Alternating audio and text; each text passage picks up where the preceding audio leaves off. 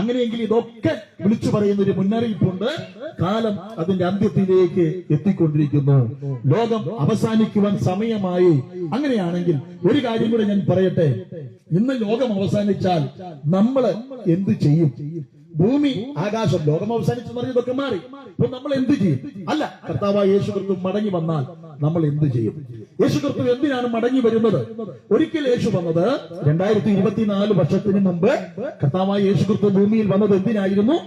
മനുഷ്യവർഗത്തിന്റെ പാപത്തിൽ നിന്നും മനുഷ്യനെ രക്ഷിക്കുവാൻ പാപപരിഹാര യാഗമാകേണ്ടതിന് ആ കർത്താവായ യേശു ക്രിസ്തു ഈ ഭൂമിയിൽ മനുഷ്യനായി അവതരിച്ചു. അപ്പൊ യേശു ക്രിസ്തു എന്തിനാണ് ഒന്നാമത് വന്നത്? 2024 വർഷങ്ങൾക്ക് മുമ്പ് യേശു ക്രിസ്തു വന്നത് മാനവരാശിയുടെ പാപത്തിൽ നിന്നും മനുഷ്യനെ രക്ഷിക്കേണ്ടതിന് വേണ്ടി ഈ ഭൂമിയിൽ കാൽവരി യാഗത്തിനു വേണ്ടി വന്നു. യേശു തന്നെ പറഞ്ഞു, ഞാൻ അനേകർക്ക് വേണ്ടി എന്റെ ജീവനെ മറുവിലയായി കൊടുക്കുവാനാണ് ഞാൻ ഈ ഭൂമിയിൽ വന്നത്. അപ്പോൾ യേശു ക്രിസ്തു ഒന്നാമത് വന്നത് പാപത്തിന്റെ പരിഹാര യാഗത്തിനു വേണ്ടിയായിരുന്നു. എങ്കിൽ ഇനി യേശു വരുന്നത് എന്തിനാ? യോഹന്നാന്റെ സുവിശേഷം 14-ാം അധ്യായം അതിനകത്ത് ഇങ്ങനെ എഴുതിയിരിക്കുന്നു. ആ 14-ാം അധ്യായത്തിൽ ഇങ്ങനെ പറയുന്നു, എന്റെ പിതാവിന്റെ ഭവനത്തിൽ അനേക വാസസ്ഥലങ്ങളുണ്ട്. ഇല്ലായിരുന്നുവെങ്കിൽ ഞാൻ നിങ്ങളോട് പറയുമായിരുന്നു, ഞാൻ പോയി നിങ്ങൾക്ക് വേണ്ടി വാസസ്ഥലം ഒരുക്കിയാൽ ഞാൻ ഇരിക്കുന്നിടത്ത് നിങ്ങളും ഇരിക്കേണ്ടതിന് ഞാൻ പിന്നെയും മടങ്ങി വന്ന് നിങ്ങളെ എന്റെ അടുക്കൽ ചേർത്തുവാനിടയായി തരും. എന്തിനാ ഇനി യേശു വരുന്നത്? യേശു ക്രിസ്തു പിതാവിന്റെ സന്നിധിയിൽ വാസസ്ഥലം ഒരുക്കുവാൻ കടന്നുപോയി. ആ കർത്താവ് ഇരിക്കുന്നിടത്തും നമ്മളും ഇരിക്കേണ്ടതിന് യേശു ക്രിസ്തു പിന്നെയും മടങ്ങി വന്ന് നമ്മളെ കർത്താവിനോടുകൂടെ ചേർത്തുവാൻ വേണ്ടി വരുന്നു. അങ്ങനെയാണെങ്കിൽ ആരാ കർത്താവിന്റെ വരവെങ്കിൽ കർത്താവിനോടുകൂടെ എടുക്കപ്പെടുന്നത്? ഈ ഭൂമിയിൽ അധികാരമുള്ളവരോ, പണമുള്ളവരോ, പാരമ്പര്യമുള്ളവരോ, സൗന്ദര്യമുള്ളവരോ, വിദ്യാഭ്യാസമുള്ളവരോ, ബാങ്ക് ബാലൻസ് ഉള്ളവരോ, ഡിഗ്രികളുള്ളവരോ ആരെങ്കിലും കർത്താവിന്റെ വരവെങ്കിൽ എടുക്കപ്പെടുമോ? അതല്ല അതിന്റെ മാനദണ്ഡം എന്ന് പറയുന്നത്. വേദപുസ്തകത്തിൽ തെസ്സലോനിക്ക ലേഖനത്തിൽ ഇങ്ങനെ എഴുതിയിരിക്കുന്നു. അപ്പോസ്തലനായ പൗലോസ്, കർത്താവ് തൻ ഗംഭീരനാദത്തോടും പ്രധാന ദൂതന്റെ ശബ്ദത്തോടും ദൈവത്തിന്റെ കാഹളത്തോടും കൂടെ സ്വർഗത്തിൽ നിന്ന് ഇറങ്ങി വരികയും ക്രിസ്തുവിൽ മരിച്ചവർ മുമ്പേ ഉയർത്തെഴുന്നേൽക്കുകയും ശേഷിക്കുന്ന നാം ആകാശമേഘങ്ങളിൽ അവനെ എതിരേൽപ്പാൻ എടുക്കപ്പെടും. അപ്പൊ നമ്മൾ ശ്രദ്ധിച്ചോ ഞാൻ പറഞ്ഞത്? ആരാണ് എടുക്കപ്പെടുന്നത്? കർത്താവ് തൻ ഗംഭീരനാദത്തോടും പ്രധാന ദൂതന്റെ ശബ്ദത്തോടും ദൈവത്തിന്റെ കാഹളത്തോടും കൂടെ സ്വർഗത്തിൽ നിന്ന് ഇറങ്ങി വരുമ്പോൾ ക്രിസ്തുവിൽ മരിച്ചവർ മുമ്പേ ഉയർത്തെഴുന്നേൽക്കും. ആരാ എടുക്കപ്പെടുന്നത്? ക്രിസ്തുവിൽ മരിച്ചവർ. ക്രിസ്തുവിൽ മരിക്കണമെങ്കിൽ എന്ത് ചെയ്യണം? ക്രിസ്തുവിൽ ജനിക്കണം, ക്രിസ്തുവിൽ ജീവിക്കണം.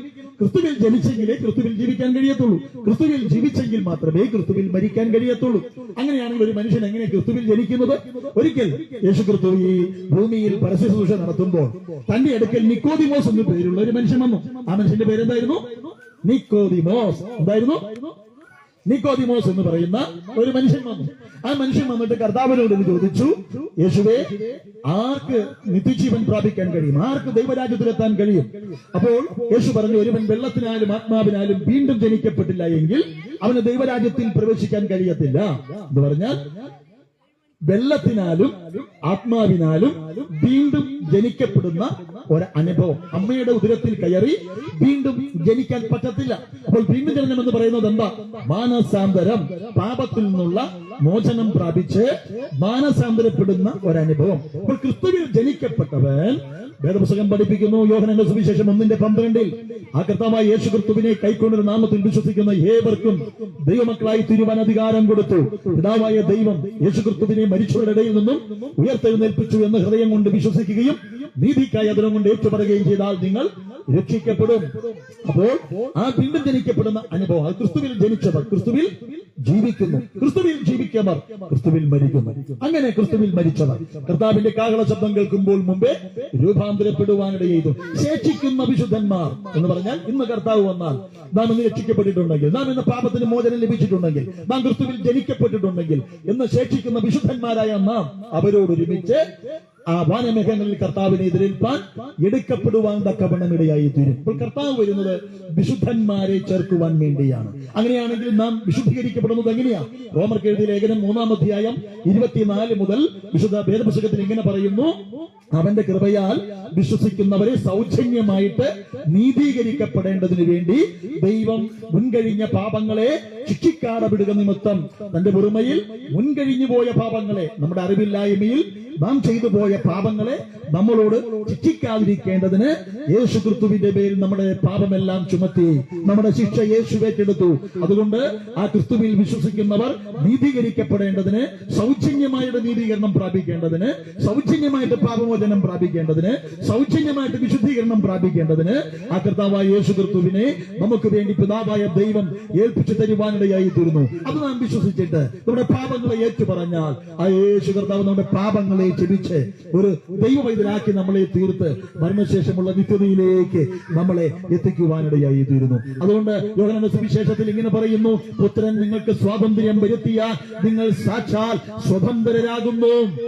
പുത്രൻ നിങ്ങൾക്ക് സ്വാതന്ത്ര്യം വരുത്തിയാൽ നിങ്ങൾ സാക്ഷാൽ സ്വതന്ത്രരാകുന്നു. അപ്പൊ അടിമനുഖത്തിൽ നിന്നും സ്വാതന്ത്ര്യം പ്രാപിക്കണമെങ്കിൽ അതേ മനുഷ്യന്റെ പ്രവൃത്തികൾ കൊണ്ടോ ആചാരാനുഷ്ഠാനങ്ങൾ കൊണ്ടോ അല്ലെങ്കിൽ മനുഷ്യന്റെ അറിവുകൾ കൊണ്ടോ പണങ്ങൾ കൊണ്ടോ പാരമ്പര്യങ്ങൾ കൊണ്ടോ സാധ്യമല്ല. ദൈവം നമുക്ക് വേണ്ടി ഒരുക്കിയ സ്വാതന്ത്ര്യത്തിന്റെ വഴി അതാണ് കർത്താവായ യേശു ക്രിസ്തുവിന്റെ ഈ ഭൂമിയിലെ മനുഷ്യ ജീവിതവും മനുഷ്യ ജനനവും ജീവിതവും കാൽവരിയിലെ യാഗവും മരണശേഷമുള്ള ഉയർത്തെഴുന്നേൽപ്പും. അത് നാം വിശ്വസിക്കുന്നുവെങ്കിൽ അതേ യോഹന്നാന്റെ സുവിശേഷം 3:16 ഇങ്ങനെയാ പറയുന്നത്, തന്റെ ഏകജാതനായ പുത്രനിൽ വിശ്വസിക്കുന്ന ഏവനും നശിച്ചു പോകാതെ നിത്യജീവൻ പ്രാപിക്കേണ്ടതിന് ദൈവം തന്റെ പുത്രനെ നൽകുവാൻ തക്കവണ്ണം ലോകത്തെ അത്രമാത്രം സ്നേഹിച്ചു. ദൈവം തന്റെ പുത്രനെ ലോകത്തിലേക്ക് അയച്ചത് ലോകത്തെ വിധിപ്പാനല്ല, ലോകം അവനാൽ രക്ഷിക്കപ്പെടേണ്ടതിനത്രേ. ന്യായവിധി എന്നതോ വെളിച്ചം ലോകത്തിൽ വന്നിട്ടും മനുഷ്യരുടെ പ്രവൃത്തികൾ ദോഷമുള്ളതാകിയാൽ അവർ വെളിച്ചത്തേക്കാൾ ഇരുളിനെ സ്നേഹിക്കുന്നത് തന്നെ ന്യായവിധിക്ക് കാരണമായി തീരുവാൻ തക്കവണ്ണം ഇടയായി തീർന്നു. അതുകൊണ്ട് എന്റെ വാക്കുകളെ ഞാനിവിടെ ഉപസംഹരിക്കുന്നതിന് മുമ്പേ ഒരു ചോദ്യം ഞാൻ നിങ്ങളോട് ചോദിക്കട്ടെ. ഇന്ന് ലോകം അവസാനിച്ചാൽ, അല്ല കർത്താവായ യേശു ക്രിസ്തു മടങ്ങി വന്നാൽ ആ കർത്താവിനോട് കൂടെ നമുക്ക് എടുക്കപ്പെടുവാനിടയായി തീരുമോ? കർത്താവിന് ഒന്ന് നമ്മൾ എടുക്കപ്പെട്ടാൽ അതിനുശേഷം എന്താ സംഭവിക്കുന്നത്? ഒരു ന്യായവിധിയുണ്ട്. ന്യായവിധിക്ക് അനുസരിച്ച് ഒരു പ്രതിഫലമുണ്ട്. പുത്തൻ യെരൂശലേം എന്ന് പറയുന്ന ഒരു ഭൂമിയും ഒരു ആകാശവും ദൈവമക്കൾക്ക് വേണ്ടി ദൈവം ഒരുക്കി വെച്ചിട്ടുണ്ട്. അപ്പോൾ ഈ ആകാശം മാറിയാലും ഭൂമി മാറിയാലും ക്രിസ്തുവിൽ വിശ്വസിക്കുന്ന ഒരു ദൈവവൈതൽ ആ മരണശേഷം ആ പുത്തൻ യെരൂശലേം എന്ന പുതിയ ആകാശത്തിലും പുതിയ ഭൂമിയിലും വാസം ചെയ്യുവാൻ തക്കവണ്ണം ഇടയായി തീരും. അതുകൊണ്ട് ആ പുത്തൻ യെരൂശലേം എന്ന് പറയുന്ന പുതിയ ആകാശവും പുതിയ ഭൂമിയും മനുഷ്യന്റെ കൈപ്പണിയല്ല, ദൈവം പണിതുകൊണ്ടിരിക്കുകയാണ്. കർത്താവായ യേശു ക്രിസ്തു യോഹന്നാന്റെ സുവിശേഷം 14-ാം അധ്യായത്തിൽ പറഞ്ഞ പിതാവിന്റെ ഭവനത്തിൽ അനേക വാസസ്ഥലങ്ങളുണ്ട്, ഇല്ലെങ്കിൽ ഞാൻ നിങ്ങളോട് പറയുമായിരുന്നു, ഞാൻ നിങ്ങൾക്ക് വേണ്ടി വാസസ്ഥലം ഒരുക്കാൻ പോകുന്നു. ഞാൻ നിങ്ങൾക്ക് വേണ്ടി വാസസ്ഥലം ഒരുക്കിയാൽ ഞാൻ ഇരിക്കുന്നിടത്ത് നിങ്ങൾ ഇരിക്കേണ്ടതിന് ഞാൻ പിന്നെയും മടങ്ങിവന്ന് നിങ്ങളെ എന്റെ അടുക്കൽ ചേർത്തുവാൻ തക്കവണ്ണം ഇടയായി തീരും.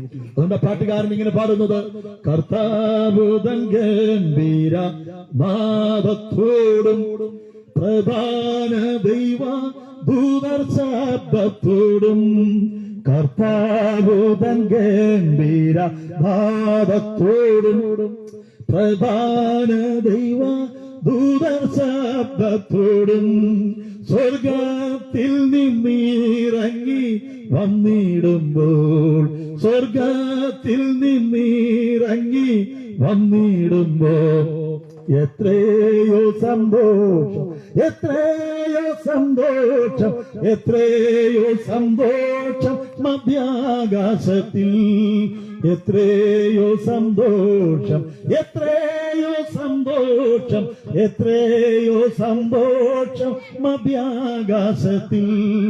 മണ്ണിലുറങ്ങിടുന്ന ശുദ്ധിമാന്മാർ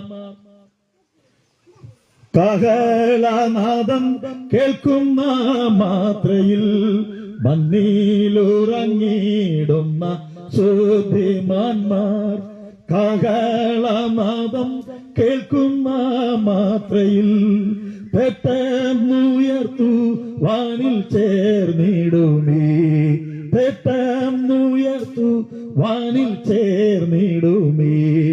തീരാത്ത സന്തോഷം, തീരാത്ത സന്തോഷം, തീരാത്ത സന്തോഷം പ്രാപിക്കുമവർ, തീരാത്ത സന്തോഷം, തീരാത്ത സന്തോഷം, തീരാത്ത സന്തോഷം പ്രാപിക്കുമവർ.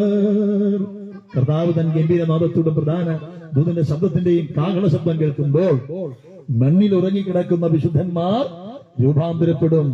അങ്ങനെയെങ്കിൽ അവർക്ക് വേണ്ടി ഒരുക്കിയിരിക്കുന്ന ആ വാസസ്ഥലത്ത് അവർ പ്രവേശിക്കുവാനിടയായി തീരും. അങ്ങനെയെങ്കിൽ ഇന്ന് ഈ സന്ധ്യാസമയത്ത് ഞാൻ നിങ്ങളോടൊരു ചോദ്യം ചോദിക്കട്ടെ. ഇന്ന് കർത്താവിന്റെ കാഹള ശബ്ദം കേട്ടാൽ ആ വിശുദ്ധന്മാരോട് ചേർന്ന് നമുക്കും രൂപാന്തരപ്പെടുവാനിടയായി തീരുമോ? ആർക്കെങ്കിലും അതിനെക്കുറിച്ച് ഉറപ്പുണ്ടോ? ആരാണ് രൂപാന്തരപ്പെടുന്നത്? അത് പാപത്തെ ഉപേക്ഷിച്ച് മാനസാന്തരപ്പെട്ട് ജീവന്റെ പുസ്തകത്തിൽ പേരെഴുതപ്പെട്ട ഒരു വിശുദ്ധൻ കർത്താവിന്റെ കാഹള ശബ്ദം കേൾക്കുമ്പോൾ രൂപാന്തരപ്പെടുവാൻ തക്കവണ്ണം ഇടയായിത്തീരും. അവനെ കൈക്കൊണ്ട് അവന്റെ നാമത്തിൽ വിശ്വസിക്കുന്ന ദൈവ പൈതൽ കർത്താവിന്റെ കാഹള ശബ്ദം കേൾക്കുമ്പോൾ രൂപാന്തരപ്പെടുവാനിടയായിത്തീരും. വെളിപ്പാട് പുസ്തകം എന്ന് പറയുന്ന ഒരു പുസ്തകമുണ്ട് ബൈബിളിൽ. അതിൽ 20-ാം അധ്യായം ഇങ്ങനെ എഴുതിയിരിക്കുന്നു: ജീവന്റെ പുസ്തകത്തിൽ പേരെഴുതി കാണാത്ത ഏവനെയും തീപ്പൊയ്കയിൽ തള്ളിയിടും. ഈ തീപ്പൊയ്കയാണ് രണ്ടാമത്തെ മരണമെന്ന് പറയുന്നത്. അപ്പോൾ ഇന്ന് സന്ധ്യാസമയത്ത് ആ ജീവന്റെ പുസ്തകത്തിൽ നമ്മുടെ പേരുണ്ടോ? നാം മാനസാന്തരപ്പെട്ടിട്ടുണ്ടോ? കർത്താവിനെ രക്ഷിതാവായി സ്വീകരിച്ച ഒരു നിമിഷം നിങ്ങളായിരിക്കുന്ന ഇരിപ്പിൽ, നിൽക്കുന്ന നിൽപ്പിൽ, വീടിന്റെ ഉള്ളിലാണോ, റോഡ് സൈഡിലാണോ, എവിടെ ഇരുന്നു കൊണ്ട് ഈ ശബ്ദം നിങ്ങൾ ശ്രദ്ധിക്കുന്നുവോ, അവിടെ ഇരുന്നു കൊണ്ട് ഒരു വാക്ക് ദൈവത്തോട് പറയാൻ കഴിയുമോ? മതം മാറിയതുകൊണ്ടോ, പേര് മാറിയതുകൊണ്ടോ, നാട് മാറിയതുകൊണ്ടോ മനുഷ്യന്റെ പ്രശ്നങ്ങൾക്ക് പരിഹാരം വരത്തില്ല. മനുഷ്യന് സമാധാനം ലഭിക്കണമെങ്കിൽ, സന്തോഷം ലഭിക്കണമെങ്കിൽ, പ്രശ്നത്തിന് പരിഹാരം ഉണ്ടാകണമെങ്കിൽ ഒരേ ഒരു വഴി പാപത്തെ ഏറ്റുപറഞ്ഞ് മാനസാന്തരപ്പെട്ട് ആ കർത്താവിനെ കൈക്കൊണ്ട് അവന്റെ നാമത്തിൽ വിശ്വസിച്ചാൽ അതേ പാപത്തിന് മോചനം ലഭിക്കും. യേശുക്രിസ്തുവിന്റെ രക്തം സകല പാപങ്ങളെയും പോക്കി നമ്മെ ശുദ്ധീകരിക്കുന്നു. ജഡത്തിലെയും ആത്മാവിലെയും സകല കന്മക്ഷങ്ങളെയും നീക്കി നമ്മെ വെടിപ്പാക്കുവാനിടയായി തീരുന്നു. അതുകൊണ്ട് വിശ്വസിക്കുന്ന ആരെങ്കിലും ഉണ്ടെങ്കിൽ ഇന്നല്ലെങ്കിൽ നാളെ പ്രിയരെ, മനുഷ്യന്റെ ആയുസ് താൽക്കാലികമാണ്. 70 ഏറിയാൽ 80 വർഷം വരെ മനുഷ്യൻ ഈ ഭൂമിയിൽ ജീവിക്കും. പണ്ഡിതനാണെങ്കിലും പാമരനാണെങ്കിലും ദരിദ്രനാണെങ്കിലും ധനവാനാണെങ്കിലും കൊട്ടാരമാണെങ്കിലും കുടിലാണെങ്കിലും മരണം നമ്മളെ തേടി വരും. മരിക്കത്തില്ലെന്ന് പറയാൻ ആർക്കും കഴിയത്തില്ല. മരണത്തെ അതിജീവിക്കുന്ന ഒരു മരുന്നും ഈ ലോകത്തിലെ ഒരു ബുദ്ധിമാന്മാരും കണ്ടുപിടിച്ചിട്ടില്ല. പക്ഷേ മരണം നിശ്ചയം, ആ സമയം നിശ്ചയമല്ല. എപ്പോൾ വരുമെന്ന് അറിയത്തില്ല. ഇന്ന് നാം മരിച്ചാൽ നമ്മുടെ നിത്യത എവിടെയാ? സ്വർഗത്തിലെത്തുമോ നരകത്തിലെത്തുമോ? ആരാ സ്വർഗത്തിലെത്തുന്നത്? കർത്താവ് വരുമ്പോൾ എടുക്കപ്പെടുന്നവർ. അങ്ങനെയെങ്കിൽ നിങ്ങളായിരിക്കുന്ന ഇരിപ്പിൽ ഒരു വാക്ക് ദൈവത്തോടൊന്ന് പറയാമോ? കർത്താവേ, അങ്ങയുടെ വരവിങ്കിൽ കൈവിടപ്പെട്ടു പോകാതെ നിത്യസമാധാനമുള്ള, ആ സന്തോഷമുള്ള ഒരു ജീവിതം നയിക്കുവാൻ കർത്താവേ ഞാൻ എന്നെ സമർപ്പിക്കുന്നു. എന്റെ കുറവുകളെ എന്നോട് ക്ഷമിക്കണമേ എന്ന്, എന്റെ പാപങ്ങളെ എന്നോട് ക്ഷമിക്കണമേ എന്ന് ആരെങ്കിലും പ്രാർത്ഥിച്ചാൽ നിങ്ങളായിരിക്കുന്ന ഇരിപ്പിൽ കർത്താവ് നിങ്ങളുടെ ഉള്ളിൽ വരും. ദൈവസമാധാനം നിങ്ങളുടെ ഹൃദയത്തിൽ തരും. ദൈവം നിങ്ങളെ അനുഗ്രഹിക്കും. ഇന്ന് രാത്രിയിൽ അത് ഈ സന്ധ്യാസമയത്ത് ഒരു വാക്ക് ഞാൻ നിങ്ങൾക്ക് വേണ്ടി പ്രാർത്ഥിക്കാൻ ആഗ്രഹിക്കുന്നു. വിശ്വസിക്കുന്ന ആരെങ്കിലും ഉണ്ടെങ്കിൽ ജീവിതത്തിന്റെ നൈരാശയിൽ, ആത്മഹത്യ ചിന്തയിൽ, മദ്യപാനവും മയക്കുമരുന്ന് മുഖാന്തരം ജീവിതത്തിൽ അതേ സന്തോഷം നഷ്ടപ്പെട്ട്, സമാധാനം നഷ്ടപ്പെട്ട്, പണം നഷ്ടപ്പെട്ട്, കടബാർത്താൽ നിങ്ങൾ ഭാരപ്പെടുന്നവരാണോ? മാനസിക തകർച്ചയിലൂടെ കടന്നു പോകുന്നവരാണോ? അതേ സാമ്പത്തിക തകർച്ചയിലൂടെ കടന്നു പോകുന്നവരാണോ?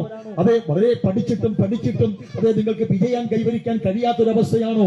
ശാരീരിക രോഗത്തിലൂടെ നിങ്ങൾ കടന്നു പോകുന്നവരാണോ? നിങ്ങളുടെ എല്ലാ പ്രശ്നങ്ങൾക്കും പരിഹാരം കർത്താവായ യേശുക്രിസ്തുവിന്റെ കാൽവരി യാഗത്തിലൂടെ പൂർത്തിയാകുവാനിടയായി തീർന്നു. അത് നിങ്ങൾ വിശ്വസിക്കുന്നുവെങ്കിൽ ഒരു വാക്ക് എന്നോട് ചേർന്ന് ദൈവത്തോടൊന്ന് പ്രാർത്ഥിക്കാമോ? ഞാൻ പ്രാർത്ഥനാ വാചകം പറഞ്ഞു തരാം. ഒരുമിച്ച് നിങ്ങൾ എന്നോട് ചേർന്നൊന്ന് പറഞ്ഞു: കർത്താവായ യേശുവേ, എന്നോട് ക്ഷമിക്കണമേ. അങ്ങനെക്ക് വേണ്ടി ഈ ഭൂമിയിൽ മനുഷ്യനായി വന്നുവെന്ന് ഞാൻ വിശ്വസിക്കുന്നു. എന്റെ പാപങ്ങൾക്ക് പരിഹാരത്തിനായി കാൽവരിയിൽ അങ്ങ് യാഗമായെന്ന് ഉയർത്തെഴുന്നേറ്റെന്ന് എന്നെ ചേർക്കുവാൻ മടങ്ങി വരുമെന്ന് ഞാൻ വിശ്വസിക്കുന്നു. യേശു കർത്താവേ, അങ്ങന്റെ ഹൃദയത്തിൽ രക്ഷിതാവും കർത്താവുമായി കടന്നു വരണമേ. എന്നെ സൗഖ്യമാക്കണമേ. ഞാൻ എന്റെ പാപമെല്ലാം ഉപേക്ഷിക്കുന്നു. ഒരു നല്ല സ്വഭാവത്തിന്റെ ഉടമയായി ജീവിക്കുവാൻ എന്നെ പഠിപ്പിക്കണമേ. എന്നെ സഹായിക്കണമേ. അങ്ങന്റെ കൂടെ ഇരിക്കണമേ. എന്റെ പഠനം, എന്റെ ഭാവിയെല്ലാം ദൈവം അനുഗ്രഹിക്കണമേ. നല്ല ഒരു മനുഷ്യനായിട്ട് ജീവിക്കുവാൻ ഞാൻ ആഗ്രഹിക്കുന്നു. ദൈവം എന്നെ സഹായിക്കണമേ. മരണശേഷമുള്ള ആ നിത്യതയും സമാധാനവും സന്തോഷവും അനുഭവിക്കുവാൻ എന്നെ സഹായിക്കണമേ.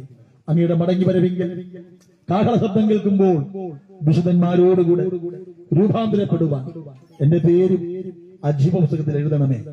അങ്ങയുടെ കരങ്ങളിൽ എന്നെ സമർപ്പിക്കുന്നു. പാപം എനിക്ക് വേണ്ട. മദ്യമോ മയക്കുമരുന്നോ ലഹരികളോ എന്നെ തകർക്കുന്നു എന്ന് ഞാൻ അറിയുന്നു. ഒരു നല്ല സ്വഭാവത്തിനുടമയായിട്ട് ജീവിക്കുവാൻ എന്നെ സഹായിക്കണം. യേശുവിൻ നാമത്തിൽ പ്രാർത്ഥിക്കുന്നു. കേൾക്കണം പിതാവേ. ആമേൻ. ദൈവം നിങ്ങൾ അനുഗ്രഹിക്കട്ടെ. ഒരു വാക്ക് ഞാൻ നിങ്ങൾക്ക് വേണ്ടി പ്രാർത്ഥിക്കാം. പരിശുദ്ധ പിതാവേ, ഈ സന്ധ്യാസമയത്ത് ഈ ഗ്രാമത്തിലെ ഈ മാതാപിതാക്കളെയും ഈ കുഞ്ഞുങ്ങളെയും ഇവിടെ ഞങ്ങളെ ശ്രദ്ധിച്ച എല്ലാവരെയും ഞാൻ അനുഗ്രഹിക്കുന്നു. സമാധാനമില്ലാതെ സന്തോഷമില്ലാതെ ഭാരപ്പെടുന്നവരാരെങ്കിലും ഉണ്ടെങ്കിൽ, ജീവിത നൈരാശ്യത്തിൽ ജീവിതത്തിൽ ഭാരപ്പെടുന്നവരുണ്ടെങ്കിൽ, ജീവിതം മടുത്തവരാരെങ്കിലും ഉണ്ടെങ്കിൽ ദൈവം അവരെ സഹായിക്കണം. ഒരു ലക്ഷ്യബോധം ഞങ്ങളുടെ ജനത്തിന് ദൈവം നൽകണമേ. പാപസ്വഭാവത്തിൽ ഞങ്ങളുടെ ജനത്തെ രക്ഷിക്കണമേ. ഈ ദൈവവചനം കേട്ട് ആരെങ്കിലും കർത്താവിനെ ഉള്ളത്തിൽ സ്വീകരിച്ചെങ്കിൽ അവരുടെ ഹൃദയത്തിൽ സമാധാനം നൽകണമേ. അവരുടെ ഭവനത്തിൽ സമാധാനം നൽകണമേ. അവരുടെ ജീവിതത്തിൽ സമാധാനം നൽകണമേ. പ്രത്യേക ഇവിടെയുള്ള പ്രായമായ മാതാപിതാക്കൾക്ക് വേണ്ടി പ്രാർത്ഥിക്കുന്നു. അവരുടെ നിരാശകൾ, ടെൻഷനുകൾ, ഭാരങ്ങൾ, വേദനകൾ, രോഗങ്ങളെല്ലാം അങ്ങ് ഏറ്റെടുക്കണമേ. പ്രത്യേക ഇരിക്കുന്ന കുഞ്ഞുങ്ങൾക്ക് വേണ്ടി ഞാൻ പ്രാർത്ഥിക്കുന്നു. പഠിക്കുന്ന കുഞ്ഞുങ്ങളെ അവിടുന്ന് അനുഗ്രഹിക്കണമേ. അവർ സ്കൂളിലേക്ക് പോകുമ്പോൾ അവരുടെ യാത്രയിൽ തുടർന്ന് ഈ അധ്യായ വർഷത്തെ അവരുടെ പഠനം കർത്താവിന്റെ നാമത്തിൽ അവരെ അനുഗ്രഹിച്ച് ഞാൻ പ്രാർത്ഥിക്കുന്നു. ദൈവം അവരെ അനുഗ്രഹിക്കണമേ എന്ന് പ്രാർത്ഥിക്കുന്നു. ഈ ദേശത്തെ പ്രകൃതി അനുകൂലമാക്കണം, കാലാവസ്ഥ അനുകൂലമാക്കണം. പകർച്ചവ്യാധികളിൽ നിന്ന്, ക്ഷാമങ്ങളിൽ നിന്ന്, ഭൂകമ്പങ്ങളിൽ നിന്ന്, മാറാരോഗങ്ങളിൽ നിന്നും ഈ ദേശജനം വിടുവിക്കപ്പെടണമേ എന്ന് പ്രാർത്ഥിക്കുന്നു. ദൈവിക സമാധാനം ഈ ദേശത്ത് പകരണമേ. പിതാവിന്റെയും പുത്രന്റെയും പരിശുദ്ധാത്മാവിന്റെയും നാമത്തിൽ ഞാൻ ഈ ദേശത്തെ അനുഗ്രഹിച്ച് പ്രാർത്ഥിക്കുന്നു. അത് യേശുവിൻ നാമത്തിൽ പിതാവേ, ആമേൻ. ദൈവം നിങ്ങളെല്ലാവരും അനുഗ്രഹിക്കട്ടെ. നിങ്ങളുടെ സഹകരണത്തിന് ഹൃദയം നിറഞ്ഞ നന്ദി അറിയിക്കുന്നു. നിങ്ങൾക്ക് ഇതിനെക്കുറിച്ച് കൂടുതൽ അറിയണമെങ്കിൽ ഞങ്ങളുടെ വാഹനത്തിലെ പുതിയ നിയമത്തിന്റെ പ്രതികളായ ബൈബിളിന്റെ പ്രതികളുണ്ട്, പുസ്തകങ്ങളുണ്ട്. അത് നിങ്ങൾക്ക് തരുന്നതായിരിക്കും. നിങ്ങൾക്ക് എന്തെങ്കിലും പ്രാർത്ഥനാ വിഷയം ഉണ്ടെങ്കിൽ ഞങ്ങളുടെ മുമ്പിലേക്ക് കടന്നു വന്നാൽ ഞാൻ നിങ്ങൾക്ക് വേണ്ടി ഇപ്പോൾ പ്രാർത്ഥിക്കാം. ദൈവം നിങ്ങളെ സൗഖ്യമാക്കും. നിങ്ങൾ ദൈവത്തിൽ വിശ്വസിക്കുന്നുവെങ്കിൽ നിങ്ങൾ നിരാശകളോ അസമാധാനങ്ങളോ സാമ്പത്തിക തകർച്ചകളോ ശാരീരിക രോഗങ്ങളോ എന്തെങ്കിലും നിങ്ങളെ അലട്ടുന്നുണ്ടെങ്കിൽ, നിങ്ങൾക്ക് ഞാൻ പ്രാർത്ഥിക്കണമെന്ന് നിങ്ങൾ വിശ്വസിക്കുന്നുണ്ടെങ്കിൽ, നിങ്ങൾ ആഗ്രഹിക്കുന്നുണ്ടെങ്കിൽ കൃത്യമായിട്ട് ഇപ്പോൾ എന്റെ മുമ്പിലേക്ക് കടന്നു വന്നാൽ ഞാൻ നിങ്ങൾക്ക് വേണ്ടി കരം വെച്ച് പ്രാർത്ഥിക്കും. ദൈവം നിങ്ങളെ സൗഖ്യമാക്കും. ദൈവം നിങ്ങൾക്ക് സമാധാനം നൽകും. ദൈവം നിങ്ങളെ അനുഗ്രഹിക്കും. അങ്ങനെ ആർക്കെങ്കിലും പ്രാർത്ഥന ആവശ്യമാണെങ്കിൽ അത് നിങ്ങൾ ധൈര്യമായിട്ട് മുന്നോട്ട് കടന്നു വന്നാലും ഞാൻ നിങ്ങൾക്ക് വേണ്ടി പ്രാർത്ഥിക്കും.